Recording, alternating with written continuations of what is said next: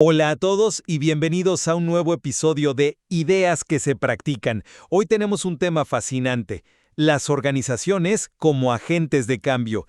Bienvenidos a este espacio de análisis y contraste de perspectivas, donde nos vamos a clavar de lleno en los textos fundamentales de la teoría organizacional. Así es.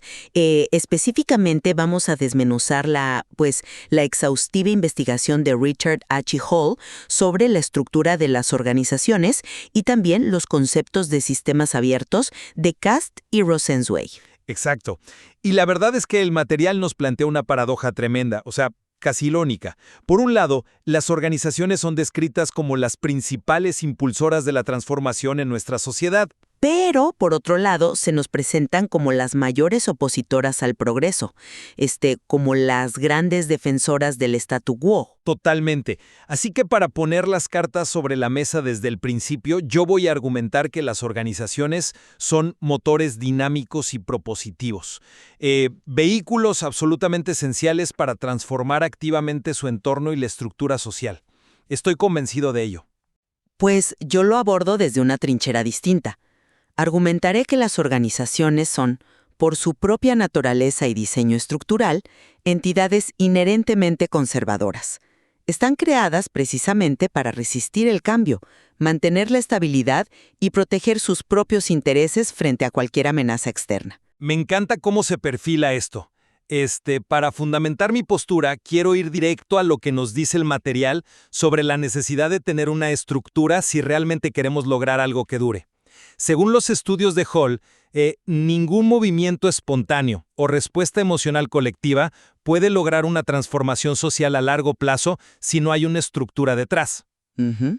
Hay un concepto de Philip Selznick que me parece brillante, el arma organizacional. Él define esta competencia como la capacidad de agarrar a un grupo de voluntarios, digamos, personas con una idea en común, y convertirlos en agentes disciplinados y desplegables. Es esa estructura la que les da el poder de alterar verdaderamente el sistema social. Claro. Ahora, entiendo tu punto sobre la necesidad de coordinación. Un grupo de personas gritando en una plaza no cambia las leyes por sí solo. Pero yo no compro la idea de que esa estructura busque genuinamente la transformación. Déjame explicarte por qué. Te escucho. Reconozco que las organizaciones tienen un impacto gigantesco. Eso es innegable. Pero tenemos que enmarcar esa influencia desde la óptica de la resistencia y la inercia. Si revisamos el análisis de Herbert Kaufman y los postulados de Katz y Kahn, nos topamos con un concepto clave. Las organizaciones están sobredeterminadas para perpetuar la estabilidad. Espera, ¿a qué te refieres exactamente con sobredeterminadas en este contexto? A que no tienen un solo mecanismo para evitar el cambio. Tienen decenas de candados superpuestos.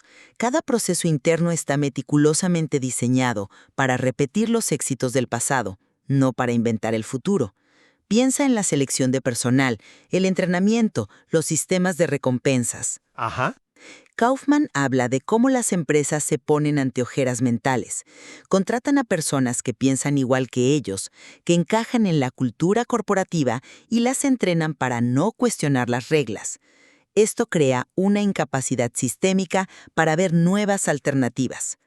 Además, Katz y Kahn detallan cómo, cuando surge una presión externa para cambiar, la organización simplemente la absorbe o la neutraliza para proteger su distribución de recursos. Pero permíteme plantearlo desde otro ángulo. Aún con esos candados, cuando una ideología está respaldada por el poder institucional, logra romper esa inercia. Las organizaciones con agendas específicas reestructuran su entorno de formas irreversibles, a veces incluso de manera indirecta. ¿Indirecta cómo? Pues mira, Hall cita un estudio interesantísimo sobre la ubicación de una enorme planta siderúrgica en una zona rural del medio oeste de Estados Unidos. La empresa siderúrgica quizá no tenía en su misión transformar la sociedad local, solo querían hacer acero, pero su simple llegada alteró drásticamente la demografía. De pronto necesitaban carreteras, escuelas. Pero ahí estás hablando de un efecto secundario, una externalidad, casi accidental. Pero es un impacto real y tangible en la sociedad. Y si hablamos de intención directa, el ejemplo clásico que recoge Hall de los estudios de Selznick es la Tennessee Valley Authority, la famosa TVA. Esta no era una organización buscando mantener las cosas como estaban. Fue creada por el gobierno en plena Gran Depresión con un propósito transformador monumental. Y lo lograron. Sí, construyeron infraestructura masiva. Exacto. No solo generaron electricidad a una escala inédita, sino que alteraron la ecología física construyendo presas, cambiaron las técnicas agrícolas, reestructuraron la política local y las relaciones de poder de toda una región entera. Cuando una organización tiene una misión clara, los recursos necesarios y está bien posicionada, la inercia no la detiene. Se vuelve una fuerza transformadora imparable. Es un ejemplo histórico fascinante el de la KBA, te lo concedo, pero me parece que te estás quedando con la lectura optimista y estás omitiendo la otra cara de la moneda que el mismísimo Selznick documenta a profundidad. ¿A qué te refieres? A lo que le pasó realmente a la TVA a largo plazo. Para sobrevivir, tuvo que ceder. Selznick llama a este proceso cooptación. Básicamente, la TVA se dio cuenta de que si quería mantener su presupuesto y su poder, tenía que aliarse con los intereses conservadores y las élites agrícolas locales. Terminaron modificando sus políticas y diluyendo esa ideología original tan radical. Es decir, el entorno los domesticó. Bueno, pero la electrificación y las presas se quedaron ahí. El cambio material ocurrió, aunque hubieran tenido que negociar políticamente. Ocurrió, pero bajo los términos del statu quo.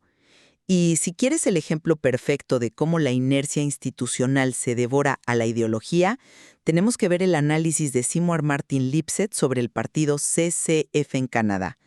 Estamos hablando de un partido con una ideología socialista rural radical diseñado explícitamente para voltear de cabeza la estructura de producción. ¿Qué pasó cuando por fin llegaron al poder? Chocaron con pared. Chocaron con la burocracia gubernamental existente. Exactamente. Como explica Lipset, los burócratas ya estaban socializados bajo las reglas y valores del antiguo sistema conservador. Para que el CCF lograra su revolución, habrían tenido que despedir y purgar a toda la burocracia estatal o resocializarla por completo, algo logística y políticamente imposible. Claro. Tienes a miles de personas acostumbradas a hacer las cosas de una forma. Así es. ¿Y cuál fue el resultado? La inercia institucional neutralizó la ideología. La maquinaria burocrática asimiló a los reformadores y frenó sus propuestas más radicales. Estoy segura de que esto nos demuestra que la inercia de la organización es muchísimo más resistente que la ideología de quienes la dirigen. Es un punto súper válido el de la burocracia canadiense, no te lo discuto. Sin embargo, a largo plazo, las políticas públicas de la región sí se movieron hacia la izquierda. El sistema de salud canadiense moderno nace de ahí. Pero mira, no necesitamos limitarnos solo a la política o al gobierno para ver cómo ocurre el cambio orgánico. Me gustaría llevar la conversación hacia la complejidad interna de las empresas y en la innovación. Adelante, te escucho. Basándome en la extensa investigación de Haig y Aiken que viene en el material de origen, hay ciertas características estructurales que promueven activamente el cambio y la innovación desde adentro. No es que las organizaciones cambien a pesar de sí mismas o forzadas por una crisis, es que su misma estructura puede estar diseñada para evolucionar de forma natural. ¿Y cómo definen esa estructura que supuestamente ama el cambio? Ellos encontraron una fórmula muy clara. Una alta complejidad organizacional, combinada con una baja formalización y una descentralización del poder, conduce directamente a altas tasas de innovación. Y para aclarar el término, cuando dicen alta complejidad, no se refieren a que los procesos sean enredados burocráticamente. Se refieren a un alto nivel de entrenamiento profesional y especialización de funciones. Piensa en una empresa de tecnología o en un hospital de investigación. Tienes a profesionales súper especializados en diferentes departamentos que están constantemente escudriñando su campo, yendo a congresos, trayendo nuevas ideas y forzando a la organización a crear nuevos servicios o adoptar tecnologías. Las organizaciones evolucionan internamente creando más complejidad. Su estructura actúa como una incubadora. Esa es una línea de razonamiento muy lógica sobre el papel, pero yo la interpreto de una forma muy distinta en la práctica. Esa misma complejidad y especialización que mencionas, en la realidad del día a día se convierte en la barrera más grande para la innovación real. Desafiando un poco la visión tan optimista de Haig y Aiken, me remito de nuevo a Katz y Kahn. Ellos sostienen que la especialización departamental no crea una especie de utopía donde las ideas fluyen libremente. Lo que crea son feudos territoriales sumamente rígidos. Los famosos silos corporativos. Exacto, los silos. Cualquier cambio o innovación dentro de una organización inevitablemente amenaza a grupos ocupacionales específicos y altera el equilibrio de poder ya establecido. Si tú traes una innovación tecnológica, digamos, un nuevo software impulsado por inteligencia artificial a una empresa tradicional, los especialistas de los departamentos antiguos van a chocar con pared. Se van a sentir amenazados. Y se van a resistir con uñas y dientes si sienten que esa innovación reduce su presupuesto, su influencia, o peor aún, si los hace obsoletos. A mayor diferenciación funcional, tienes más intereses creados defendiendo su pequeña parcela de poder. No quieren soltar las riendas. Pero entonces, ¿cómo explicas que las empresas sí innovan y sí cambian sus tecnologías constantemente? Kaufman lo documenta muy bien. La innovación genuina y radical rara vez ocurre porque la estructura lo desee de forma orgánica. Generalmente ocurre por dos razones. O bien por una altísima rotación de personal, es decir, cuando trae sangre nueva que no está casada con los feudos antiguos, o por pura imposición externa cuando hay un fracaso financiero evidente. Las organizaciones innovan cuando tienen el agua en el cuello y no les queda de otra. No porque su complejidad interna sea una incubadora de vanguardia. Entiendo perfectamente la dinámica de los feudos territoriales y el instinto de proteger el presupuesto de tu área. Pero creo que ese argumento asume que la organización es una burbuja aislada y subestima drásticamente cómo las organizaciones interactúan con la realidad exterior. Y aquí es vital traer a la mesa la teoría general de sistemas y el enfoque contingencial que explican Cast y Rosenzweig. Claro, la visión de las organizaciones como sistemas abiertos. Exactamente. Las organizaciones no operan en el vacío. Son, por definición, sistemas abiertos. Esto significa que están en un ciclo continuo y vital. Importan energía del exterior, llámese capital humano, materias primas, información, dinero, transforman esos recursos internamente y luego exportan productos, servicios o ideas de vuelta al entorno. Cast y Rosenzweig utilizan un concepto físico y biológico fascinante, que es la entropía negativa. Y para quienes no estén tan familiarizados con la termodinámica, valdría la pena desempacar qué significa eso en el día a día de una empresa. Por supuesto.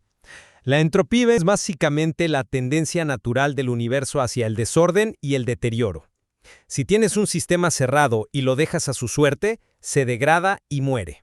Imagina un coche abandonado en un garage, se oxida. Pero los sistemas abiertos, como las organizaciones, contrarrestan esa muerte inevitable importando constantemente más energía de la que gastan. A eso se le llama entropía negativa. Ajá. Al traer talento, tecnología e inversión, no solo se mantienen vivas, sino que logran reestructurarse, crecer y alcanzar niveles de diferenciación cada vez más sofisticados. Mantienen lo que llaman un equilibrio dinámico. Hasta ahí estoy de acuerdo. El modelo de Cast y Rosenzweig es muy descriptivo. El problema que tengo es con la idea de que ese proceso las convierte en las dueñas de su destino. Pero es que en esa interacción constante, las organizaciones no son víctimas pasivas del entorno. Ellas moldean activamente sus mercados, alteran las leyes a través de cabildeo, cambian las preferencias de consumo de millones de personas usando el marketing, utilizan estrategias de coalición y negociación para estructurar el ambiente a su favor. No solo sobreviven en su ecosistema, son un agente expansivo que altera todo a su alrededor para asegurar su éxito. Ahí es donde no me cuadra. Siento disentir nuevamente, sobre todo en la dirección de esa influencia. Acepto el marco de que son sistemas abiertos, por supuesto, necesitan energía para no morir de entropía, pero la premisa de que moldean el entorno a su antojo me parece profundamente cuestionable. Yo me apoyo en el modelo de selección natural que plantea Aldrich y en la teoría institucional de Mayer y Rowan. Y desde esta perspectiva, argumento que es el entorno el que obliga y coacciona a las organizaciones a cambiar. O sea que las ves puramente reactivas. Absolutamente. Aldrich argumenta que, de manera muy similar a la biología evolutiva, es el medio ambiente el que selecciona qué variaciones organizacionales sobreviven y cuáles desaparecen. Las organizaciones no dictan las reglas del juego. simplemente intentan adaptarse a presiones inmensas sobre las que tienen muy poco control. Pero a veces las empresas sí imponen nuevas formas de operar. A veces lo intentan, pero fíjate en el análisis de Mayer y Rowan sobre las presiones institucionales. Es definitivo. Ellos documentan cómo, en una época, varias escuelas intentaron adoptar sistemas de calificación súper experimentales y progresistas. Querían innovar desde adentro. ¿Y qué pasó? Tuvieron que abandonarlos rápidamente y retornar al sistema tradicional de calificaciones. Porque no funcionaban académicamente. No, porque el entorno institucional no los toleró.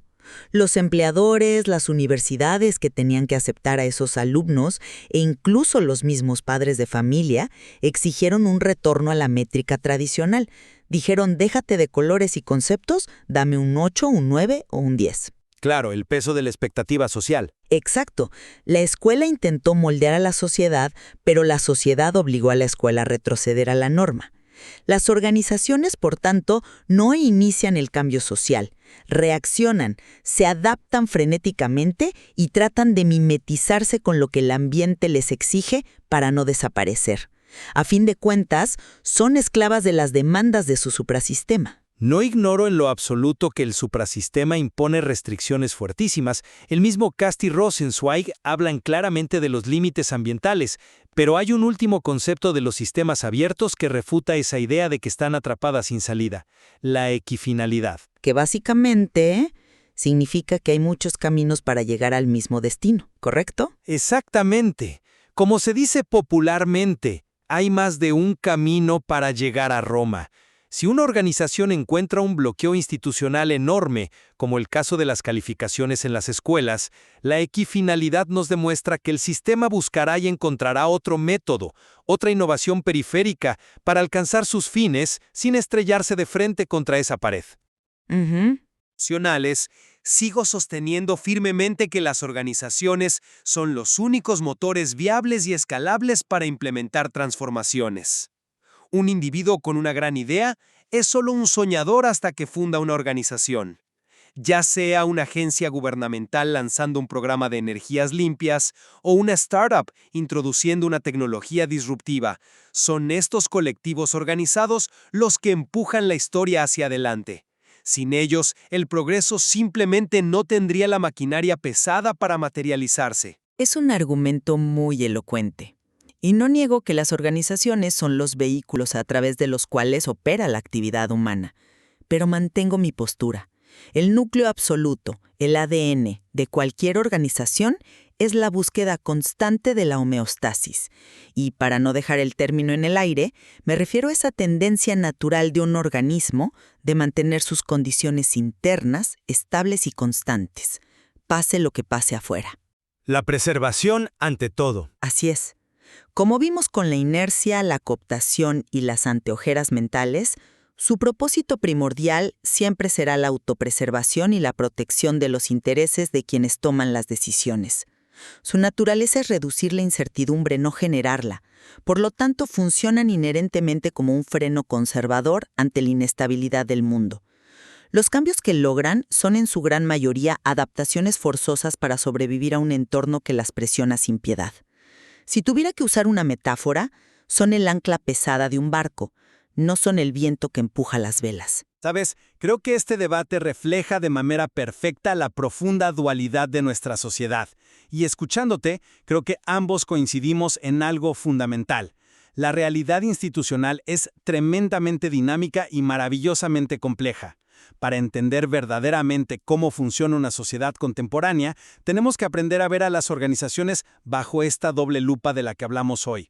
Son, de manera simultánea, el ancla pesada que proporciona la estabilidad social y las rutinas necesarias para que la vida diaria no sea un caos total, pero también son el motor crítico que impulsa la transformación tecnológica y cultural. Totalmente de acuerdo en esa dualidad. La verdadera complejidad, el meollo del asunto, radica en que estas dos fuerzas, la inercia conservadora y la adaptación innovadora, están operando al mismo tiempo, todos los días, dentro de los mismos pasillos de oficinas, en los mismos hospitales y en las mismas dependencias de gobierno. Me gustaría invitar a quienes nos escuchan a reflexionar sobre esto hoy. Observen las organizaciones en las que trabajan o con las que interactúan a diario. Identifiquen cómo actúan bajo la tensión constante de estas dos fuerzas contrapuestas, porque definitivamente hay muchísimo más por explorar en este material. Absolutamente da para pensar muchísimo. Gracias por acompañarnos. No olviden seguirnos para no perderse el próximo análisis. ¡Hasta la próxima!